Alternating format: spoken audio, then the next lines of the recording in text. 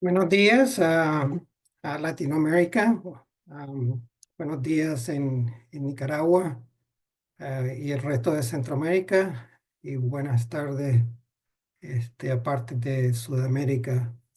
Am, Mi nombre es Bayardo Pérez Ordóñez. Hoy voy a hacer mi introducción personal. Yo fui Head and Neck Pathology en Canadá por alrededor de 30 años, pero hice mi educación en medicina y empecé patología, de hecho, en Nicaragua antes de entrenar y completar mi residencia en Toronto y en los Estados Unidos, donde también hice un fellowship en General Surgical Oncology y patología de la cabeza y cuello. Después regresé a Toronto y practiqué por más de 20 años en el Sunnybrook Health Science Center y en el Toronto General Hospital, que ahora se llama Toronto Health Network. Voy a pedir un par de disculpas. La primera es porque cambié el título un poco, porque originalmente iba a hablar de biopsias de tumores de las glándulas salivares. Pero en preparando la presentación me di cuenta que muchos de los ejemplos que tenía eran recesiones quirúrgicas, pero al final va a ser muy útil porque más que todo, lo más importante es mi perspectiva personal en el diagnóstico de glándulas salivares, tumores de glándulas salivares. Este, un, el texto en las diapositivas. Me van a disculpar si están en inglés. La otra cosa que voy a pedir disculpas es que de vez en cuando tal vez probablemente use la terminología en inglés porque es la que usé como dije, por más de 20 años. Dos anuncios. Uno es que preferiría que las preguntas, ah, responder a las preguntas al final de la presentación para mantener el fluido de la presentación. Y mi meta es hablar por 40 a 45 minutos y dar el resto de la hora para responder a preguntas. Por favor, usen el Q&A panel. Y al final ponemos atención a eso. Este, es un placer estar aquí esta mañana. Este es el tercer webinar, serie de webinar en español, apoyados por Diagnexia. So let's go to vamos al siguiente slide. Hoy tengo más que todo tres objetivos. Uno es hablar de mi ah, approach, mi estrategia para el diagnóstico de glándulas salivares, especialmente carcinomas. El segundo es desmistificar el diagnóstico de tumores en las glándulas salivares. La razón por la cual digo es porque cada vez que abro un artículo, leo un artículo o veo en un libro, es que siempre empieza diciendo que el diagnóstico de tumores de glándulas salivares es difícil. Eso es cierto en ciertos tumores, pero no necesariamente es cierto en todos los tumores. Muchos factores que influyen, um, complican el diagnóstico es cuando las biopsias son limitadas, um, o cuando los tumores son más raros. Afortunadamente, el tumor más común en las glándulas salivares el adenoma pliomórfico, que aún como residente en patología, la mayoría de las veces tenemos la oportunidad de verlos en resesiones quirúrgicas y si ponemos atención a los detalles morfológicos celulares, esos nos pueden servir como modelos para el diagnóstico de los carcinomas menos comunes. Y el último objetivo que tengo en general es discutir un poco el uso de extensiones especiales de inmunohistoquímica y el uso de las más modernas, técnicas un poco más modernas de fluorescent in situ hybridization and gene sequencing. La mayoría del tiempo no necesitamos estas técnicas si ponemos atención a a los diagnósticos, eh, a los patológicos, cambios patológicos. ¿Ve? Antes de que todo, un disclaimer. Yo soy un consultante para diagnosia, pero además de eso no tengo otro potential conflict to declare. Ok, mi estrategia es, primero, y disculpe a los patólogos con más experiencia si esto suena redundante, pero en general quiero recordarle a todos, especialmente a los residentes en patología, que patología quirúrgica y patología en general es una especialidad clínica. ¿Por qué digo eso? Porque digo eso porque la información clínica es muy importante.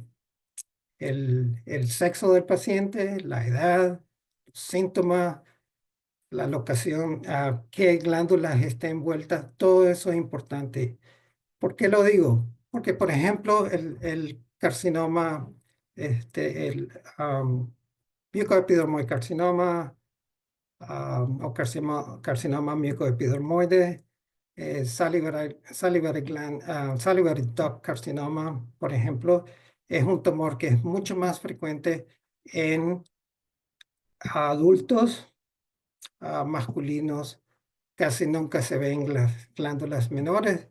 Por el contrario, un tumor como el polymorphos adenocarcinoma casi nunca se ve en las glándulas mayores. ¿Ven?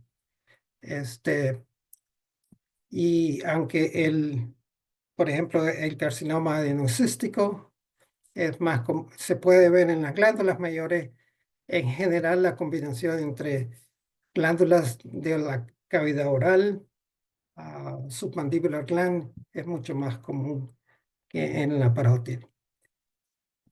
No hay que olvidarse también de la historia clínica, especialmente en pacientes en los años 40, 50, 60, porque con mucha frecuencia, especialmente en Norteamérica, el carcinoma de células escamosas, melanomas, inclusive Merkel cell carcinoma, pueden aparecer como metástasis en la glándula salivares, especialmente en la parótida.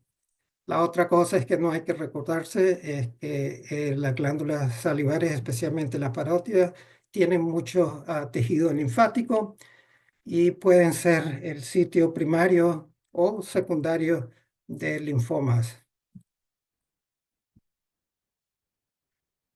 El diagnóstico, en general, el diagnóstico de tumores de glándulas salivares es un diagnóstico que se puede hacer en, en pathologic findings.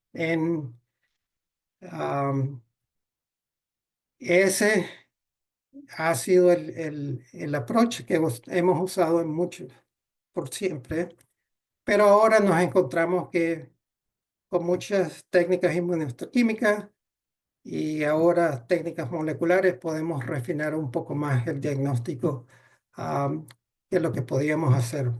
Pero el principio básico de usar los hallazgos microscópicos no ha cambiado. Cuando vemos una laminilla low power, lo primero que debemos hacer es ver cuál es el patrón. ¿Ve? Es un patrón sólido, es un patrón quístico, hay arquitectura papilar, forman glándulas, túbulos, o cribriform. Es infiltrativo, es bien delineado. ¿Por qué digo eso? Porque los diferentes tumores y carcinomas tienen diferentes patrones a low power. Después de eso, tenemos que ver a la diferenciación de las células. En general, y el adenoma pleomórfico es probablemente el mejor ejemplo de esto, es que la mayoría de estos tumores a células ductales, células glandulares o células luminales y una participación de las células basales y del mioepitelio son muy importantes para el diagnóstico. Y es la combinación de estas células que nos ayuda a, a dar el diagnóstico final. También tenemos células acinares, células mucosas, células escamosas, células basales, células claras, células oncocíticas. Es como una receta de cocina. Vemos lo que tenemos en la laminilla y así podemos arribar al final, al diagnóstico final. Es un poco, como digo, es un poco más difícil cuando la biopsia es limitada y especialmente a veces especialmente difícil para aquellos que practican citología. La otra cosa que tenemos que ver es la deposición de matrix, extracellular matrix. Tenemos mixochondroestroma. El ejemplo típico de eso es el adenoma pleomórfico. Hay material de lámina basal. Eso es un material azul pálido. Hay mucina, es intracelular, es extracelular. So, o lo que tenemos que hacer es poner estos hallazgos juntos para arribar al diagnóstico. Como les explicaba, este es un diagrama tomado de lo que ahora es casi 30 años, un libro de Irving Dagdick. Irving fue un patólogo de cabeza y cuello especializado en tumores de las glándulas salivares y este es un atlas de él donde están reflejados los diferentes patrones que se ven en la mayoría de los tumores acá. En el centro tenemos un ductal con células luminares, células basales o mioepiteliales. Algunos tumores solamente están compuestos de células luminares o células glandulares. Algunos de los ejemplos de adenoma, adenocarcinomas, solamente tienen células luminares. En la parte de arriba vemos dos patrones, un patrón sólido, ese tiene células de diferentes tamaños y inclusive células fusiformes. Y a la izquierda tenemos un patrón sólido y cribiforme. El ejemplo típico de eso es el carcinoma adenocístico. Este también es un ejemplo típico de cribiforme, pero donde también tenemos células luminares. Adenocystic carcinoma es el mejor ejemplo. Y acá tenemos el ejemplo de tumores con células luminares, células basales y células mioepiteliales. Ya dis- ya hablaremos de qué tumores tienen ese tipo de células. El año pasado en la Organización Mundial de la Salud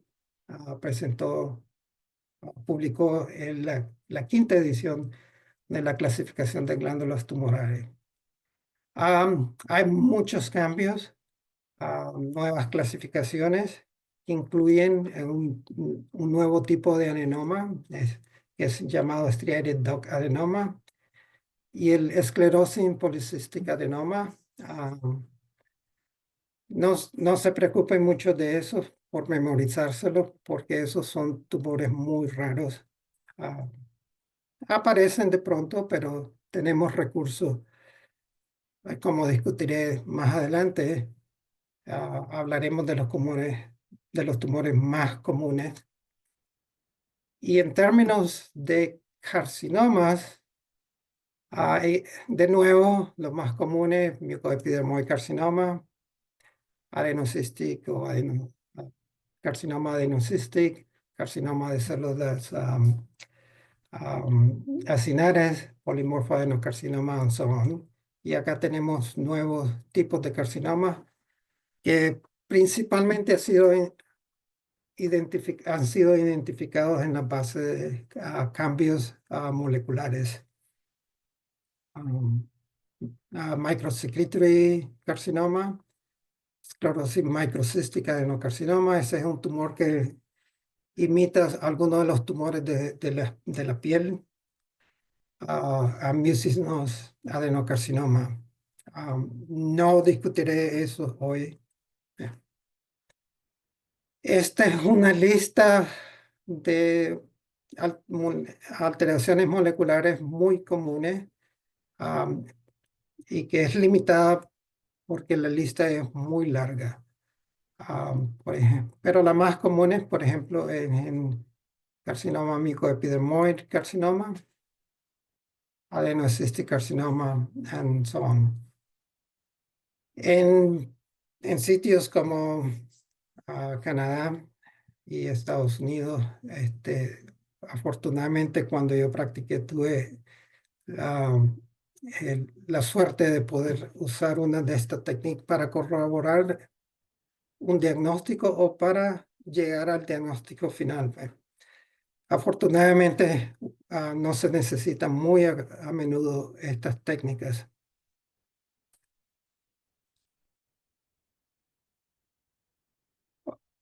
A través de los años, y esto es algo que en general, patólogos y en general médicos saben, am, pero muchas veces nos olvidamos de usarlo de una manera metodológica. Usualmente la información clínica, y los hallazgos de patología, incluyendo los hallazgos en patología microscópica, porque muchas veces es fácil identificar cuando tenemos el espécimen, ese matriz cartilaginosa en pleomórfica adenoma. So, ni siquiera antes de ver la laminilla, ya tenemos una idea de que probablemente ese es un adenoma pleomórfico. Ver- Dependiendo del nivel de experiencia, muchas veces entramos a un differential diagnosis muy rápido y no tenemos que seguir un patrón complicado de diagnóstico. ¿Cuál es el diagnóstico diferencial? Necesitamos tinciones, y si las necesitamos, ¿cuáles? Si no las necesitamos, que es en el caso de la mayoría, al diagnóstico. Ah, pero antes de firmar ese report, me acostumbré a preguntarme, ¿do the findings support the diagnosis? Lo que hice, la respuesta es un sí, no hay problema. Es consistente con los clinical findings, aunque los patológicos findings. Lo que hago entonces es firmar el reporte. Caso es terminado. Si la respuesta a mi pregunta es no, de regreso a revisar el differential diagnosis, las mismas preguntas, necesito más, necesito más, más tinciones, y el ciclo se repite de nuevo. Una vez que tengo más tinciones, la misma pregunta, y firmo el report. Generalmente, en la mayoría de los casos, cuando digo la mayoría, estoy hablando casi de 100%. Después de un paso por paso diagnóstico, aún inclusive los casos difíciles podemos usar firmar un reporte. Pero no es siempre así. especialmente cuando las biopsias son limitadas. En ese, mi consejo a los residentes que tenía era escribir un reporte que puede ser utilizado por el cirujano y los clínicos. Um, Report un differential diagnosis. Esto puede ser un carcinoma mucoepidermoide, pero la biopsia es muy pequeña. Tal vez necesitamos repetir la biopsia o si no, si en comunicación con los cirujanos y con los clínicos, la mejor solución es resecar la masa y para arribar a un final diagnóstico. Como lo digo, si vemos ah, patología diagnóstica como una especialidad clínica para ayudar al manejo del paciente, los problemas diagnósticos en general serían resueltos por una combinación de información clínica, patológica y el uso de técnicas auxiliares, incluyendo inmunohistoquímica y si están disponibles técnicas moleculares. Afortunadamente, el carcinoma más común en las glándulas salivares es el carcinoma mucoepidermoide. En general es un carcinoma de bajo grado, compuesto de células mucosas, lo que llamamos células intermedias, que son células grandes, células epidermoides, que no producen queratina. Y eso es importante, ¿ve? Porque pues, especialmente en casos de biopsia por aguja, donde hay mucha queratina, ese no es un diagnóstico que el, el diagnóstico preferido sería carcinoma de células escamosas en vez de un micoepidermoide carcinoma. Este tumor también tiene células claras y células columnares o glandulares. Esta combinación de células ah, que es muy particular del diagnóstico del carcinoma micoepidermoide. Ese diagnóstico en general puede ser fácil en resecciones quirúrgicas y en biopsias donde hay suficiente tejido, pero puede ser muy difícil el diagnóstico en células en biopsia por aguja fina. ¿Por qué? Porque frecuentemente carcinoma micoepidermoide tiene muchos quistes y estos quistes pueden ser de diferentes tamaños, muy grandes o como en este ejemplo, mucho más pequeños. ¿Ve? Como digo, las células que identifican este tumor son las células mucosas acá. Ustedes se pueden imaginar si tienen un tumor y le ponen una aguja y el, el, um, el tejido extraído está compuesto de células mucosas con mucina extracelular y una combinación de otras células acá, como células escamosas, sin queratina, células glandulares. Otra cosa que es importante recordar es que micoepidermo de carcinoma no es un tumor de células pequeñas. Este es un tumor de más o menos de células grandes, la mayoría con abundante citoplasma, células redondas y con muy poco pleomorfismo. No hay un grado grande de nuclear etipia y mitosis especial en el grado bajo no son muy comunes. Estas células más pequeñas son las células basal cells. So, immunohistochemistry, células y extensiones inmunohistoquímicas Usualmente el uso en carcinomas micoepidermoides van a reflejar el grado de diferenciación o el tipo de diferenciación de la célula. Ah, Queratinas como queratina 7 que se ve mucho en glándulas, tumores con células glandulares, será positiva, especialmente en las células mucosas. Queratina 5 de tipo P63 o P40 ah, teñiría las células con diferenciación escamosa o de epidermal cells. Entonces, al final, la interpretación de immunohistochemistry reside en el tipo de células que vemos en hematoxilina y eosina. So, en general, yo no encuentro immunohistochemistry de mucha utilidad si el diagnóstico es preferencial es micoepidermoid carcinoma. Este, como digo, este es otro ejemplo con células columnares y células glandulares. ¿Ven?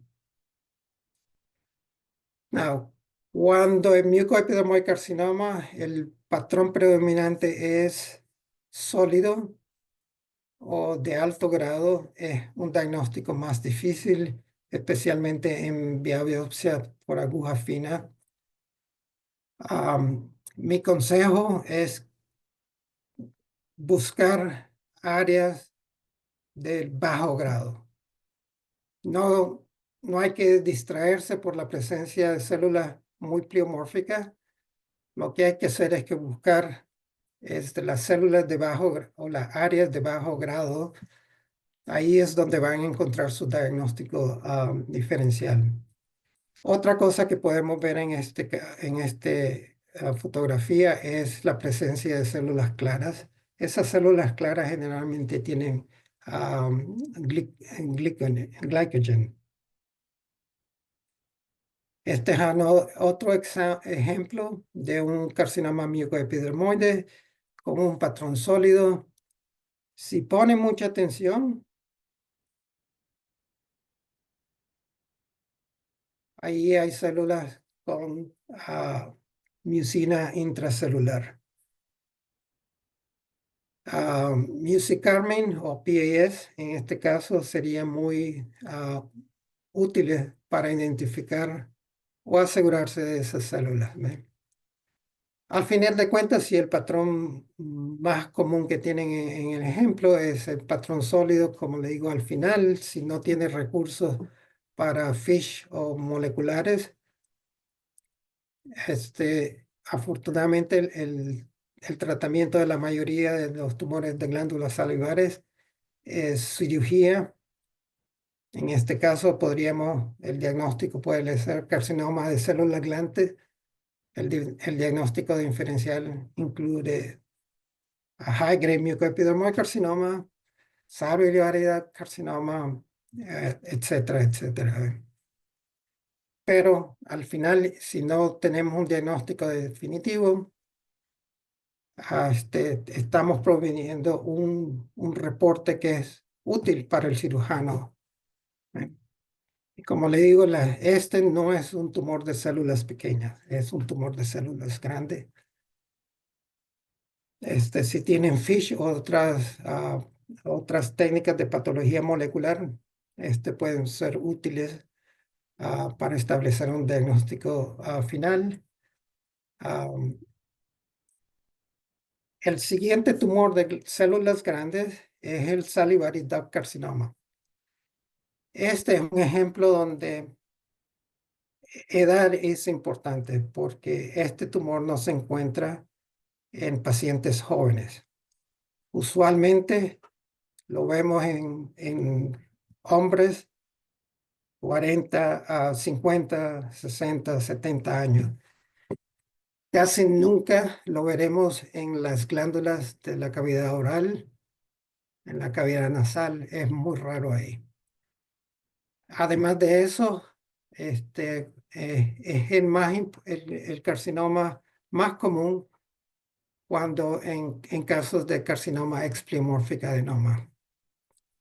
Es un tumor muy agresivo y tiene lo peor de los tumores de bajo grado, como el adenocarcinoma, adenocystic carcinoma, con perineural invasion, pero también con metástasis a los ganglios linfáticos. De nuevo, este es un tumor de células grandes con un citoplasma muy eosinofílico. Es un tumor que forma glándulas. También tiene un patrón sólido, como en este caso, pero acá, como enseño aquí, pueden ver glándulas, formación de una pobre glándulas. Es un tumor de alto grado, frecuentemente hay necrosis, particularmente de lo que llamamos comedotype necrosis, como en este caso. Ven que las células, los núcleos son muy grandes, con cromatina vesicular. Típicamente este es un tumor con diferenciación apocrina.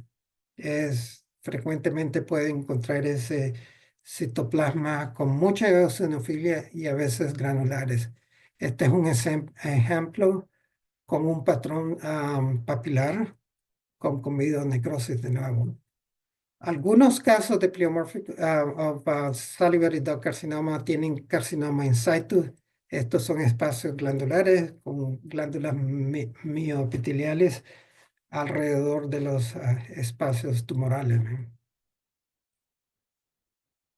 Y acá otro ejemplo con apical snouts. Es, es un color muy rojo y en ocasiones podemos identificar esos gránulos típicos de glándulas apocrinas también.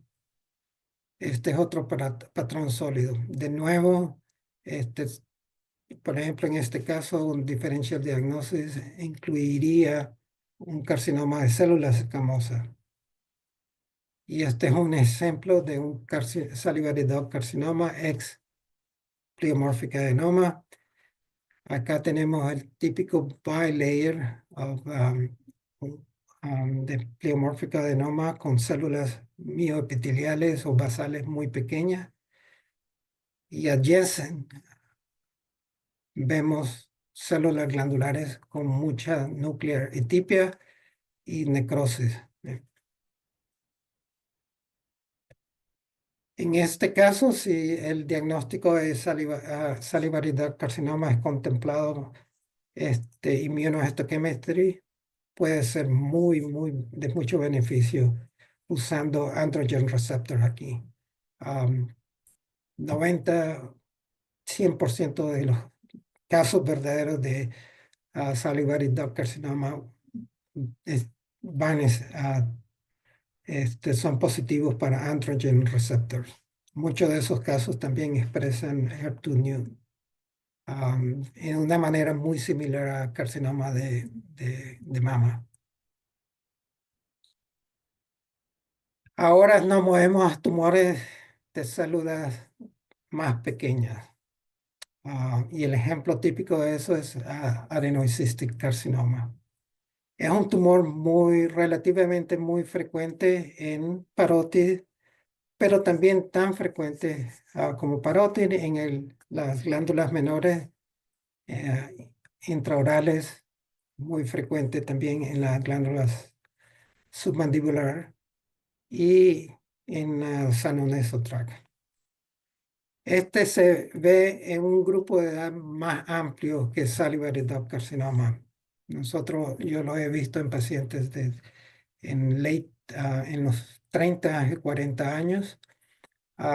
Como te digo, como dije antes, si contemplan el diagnóstico de adenocystic carcinoma en un tumor de glándulas salivares en un paciente pediátrico, piensen en un diagnóstico diferente, porque casi nunca este tumor ocurre en ese grupo de... Este es un ejemplo de de un tumor con células ductales o glandulares y células más epiteliales o basales. esa terminología de basaloid es porque son tumores con un color azul pálido a lower power. Los patrones más comunes, tubular, cribiforme y sólido. Y el grado, que no lo vamos a discutir acá, generalmente y representa la proporción de tumor con patrón sólido. Es la apariencia típica de un adenocystic carcinoma. A diferencia de los de los dos primeros ejemplos, este es un tumor con células más pequeñas, así que en esta fotografía low power ven un color más azul. Además de eso, ven ese patrón cribriform. Es típico de adenocystic carcinoma, pero no es único. Este patrón se puede ver en pleomorphic adenoma, se puede ver en polymorphous adenocarcinoma. So, la presencia de este patrón cribiforme a low power casi inmediatamente tiene que traer el diagnóstico de adenocystic carcinoma, pero como les digo, no necesariamente es el único tumor que tiene este patrón. Hay tumores adenocystic carcinoma con un patrón tubular y como lo ven acá, los túbulos acá están rodeados por ese pálido azul color de basal lámina material. Ese es material producido por las células basales y las células mioepiteliales. Y aquí lo ven especialmente rodeando los túbulos acá. Este patrón es muy característico de adenocystic carcinoma. La otra cosa que se ve acá es que este es un tumor de al menos de dos tipos de células. Las células luminales o abdominal cells acá y las myoepithelial cells o basal cells acá. This is characteristic, de hecho, predominantemente, adenocystic carcinoma es un tumor predominantemente compuesto de células myoepitheliales basales. Otro ejemplo, donde estos parecen que son espacios glandulares, pero no, esa es la misma lámina que vimos en la diapositiva previa. Es la verdadera glándula differentiation acá, la pequeña, no los grandes espacios. Ah, progresivamente, ese material azul, se vuelve más eosinofílico, más denso, más hialino. Y aquí pueden ver que esos cilindros del cribriform pattern es basal cell lamina. So, ustedes se pueden imaginar una biopsia que entra a través de un tumor para acá y lo que van a tener células luminales y células mioepiteliales o basales. Y la otra cosa que notan aquí es que esas células basales pueden tener una apariencia delgada y a veces también, o muchas veces, con color claro. Así que adenocystic carcinoma puede ser un tumor también con glándulas claras, pero lo van a ver no solamente glándulas, células claras, pero también espacios glandulares con un núcleo más grande, pero sin mucho citoplasma, y las células basales hipercromáticas. Este es un patrón sólido y cribriforme. Y acá por acá, este es un patrón cribriforme más típico. Siempre hay que buscar esas áreas de low grade, para establecer el diagnóstico. Este sería un tumor muy difícil de diagnosticar porque tiene mucha basolámina materia aquí. Sin embargo, cuando ven en la parte inferior de la fotografía, hay un patrón cribiforme más típico del diagnóstico. En general, como digo, en la mayoría de los casos, si pones atención a los patrones más comunes, muchos de los ejemplos difíciles, especialmente en casos con material limitado, es posible arribar a un diagnóstico final. Lo otro que yo siempre busco, especialmente en resecciones, es ah, perineal invasion, que casi siempre se ven en arenocystic carcinoma. Es raro el tumor que no la tiene.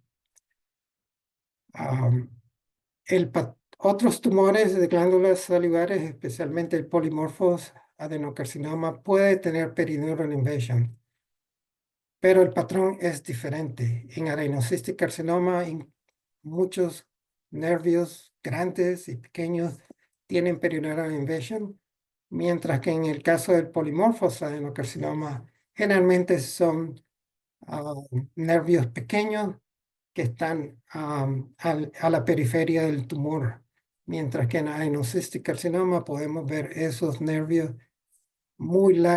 a mucha distancia del tumor.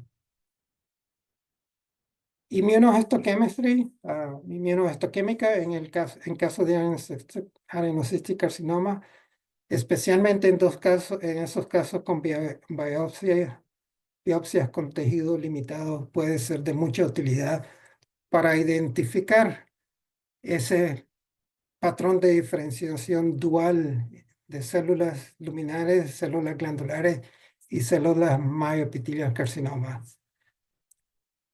Keratin 7, Keratin CK7 es muy útil. CD117 también porque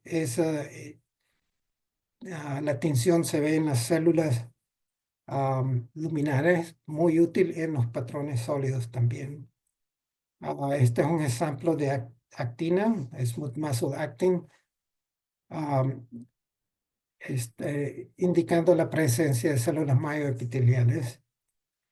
Muchos ejemplos de MIB, de adenocystic carcinoma, tienen un grado de proliferación muy alto, a diferencia de polimorfos adenocarcinoma, donde en general es un tumor de bajo grado.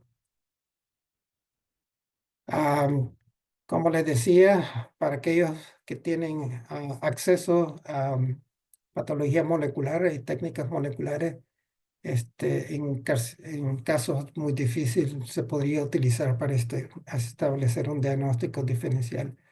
La mayoría de estos tumores tienen MFIB-MIB gene fusions, pero como le digo, la mayoría de los casos um, no los necesitarán. Hay otro tumor que se caracteriza por la presencia de esas células glandulares luminales y células mioepiteliales basales. En teoría deberían de verse muy similar, pero en práctica la apariencia de los tumores generalmente es muy diferente por la manera como se arreglan y porque en casos de carcinoma epitelio, mioepitelio, carcinomas, las células claras son muy prominentes. Es un tumor más raro. La mayoría de ellos ocurren en las glándulas salivares. Este es un high power, una fotografía high power. Estas son células luminales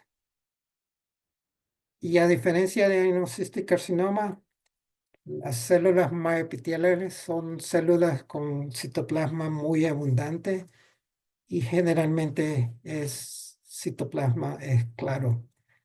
Una tinción especial como PAS ah, va a confirmar la presencia de glycogen en esa capa celular. La otra que tienen, en general, este tumor tiene ah, pequeños nucleolos. Como le digo, las células tienen citoplasma más abundante que, que adenosístico carcinoma. Este generalmente es un tumor de grado alto, pero hay ejemplos de lo que llamamos high grade transformation, donde un tumor de grado bajo, especialmente con recurrencias, se puede transformar en un tumor mucho más agresivo. Am, este pasa casi en todos los ejemplos típicos de salivary gland carcinomas y todos estamos también familiarizados con la malignant transformation de un de pleomórfica adenoma. En general, y especialmente los trainees, los cirujanos, estos tumores es mejor resecarlos cuando están pequeños por el riesgo de transformación alta. Immunohistochemistry también puede ser útil en este caso, queratina 7, CX7, confirmando la presencia ah, de esos lámina glandular differentiation en las células centrales y la presencia de myoepithelial cells, en este caso usando P63 para confirmar la presencia de esos células myoepiteliales al final. Este, Son las 11:47. El siguiente caso que voy a utilizar es otro carcinoma que es relativamente raro o casi no existe en las glándulas mayores, en la parotid gland. Dice polimorphos adenocarcinoma es casi exclusivamente un tumor de glándulas intraorales o en la tongue of base and oropharynx. Um, Al principio, cuando este tumor se describió, había mucha confusión con adenocystic carcinoma. Ahora sabemos que ese no es el caso, que el mayor diagnóstico diferencial de este tumor es pleomórfica adenoma. Pero como le digo, este tumor casi es un tumor exclusivo de glándulas menores. Una de las características de estos tumores es la presencia de células, de un solo tipo de células. Y aquí, este es un ejemplo a alta magnificación, donde si ponen atención a las características de los núcleos y de citoplasmas, ven que son uniformes. Claro, hay variaciones dependiendo del plano de sección pero generalmente es el mismo, un tipo de célula a través del tumor. ¿Ve? Sin embargo, la arquitectura es muy diferente y aquí ven formando glándulas, patrones más sólidos, ah, cada tiene más glándulas, pero si ponen atención a las características nucleares, los núcleos no hay muchos cambios, nuclear atypia, no hay muchas mitosis, de hecho es muy raro encontrar mitosis. Este es otro patrón más glandular acá, patrón más sólido. Este es patrón sólido, inclusive con glándulas, con células fusiformes. Este es un patrón glomeruloide. Este patrón ah, resembla o imita los glomérulos en el kidney. Este es típica de la variante cribriform, que es más común en la base of tongue. Um, este es un patrón más papilar. De nuevo, este, el mismo tipo de células a través del tumor, pero con diferentes patrones arquitecturales. A diferencia de Angiosyncytic carcinoma, es the Perineal invasion acá es en nervios pequeños, usualmente en la periferia del tumor, y en algunos casos forman lo que se ha llamado un patrón targetoid, donde el nervio está en el centro y las células y el tumor tienen esta arquitectura concéntrica alrededor con el nervio en el medio. Immunohistochemistry que también puede ser muy útil y refleja generalmente la presencia de solamente un tipo de células acá. High molecular keratin 7 S100. Características de estos tumores son positivos para P63, pero negativos por P40, que es un patrón diferente al patrón de adenocystic carcinoma, que puede expresar ambos, P63 y P40. Son las 11:50, creo que voy a terminar acá para contestar preguntas, si hay. Este, el último slide es para anunciar dos cosas. Es una que nuestro próximo invitado es el doctor Víctor Prieto. Víctor es un dermatopatólogo de España que ha trabajado casi toda su carrera en MD Anderson y estuvo envuelto en la clasificación, en la nueva clasificación de células melanocíticas. Este, esta, lec- esta, este webinar va a ser el próximo mayo 8 y espero que estén ahí. Este, aquí está mi email para sugerencias y comentarios porque queremos continuar esta serie de webinars y una de las cosas que queremos hacer es que sean de utilidad especialmente para residentes y patólogos practicando patología quirúrgica general en Latinoamérica. Am, si tienen comentarios y sugestiones para temas, por favor, ahí está mi email. Muchas gracias. Veo que Celina está aquí.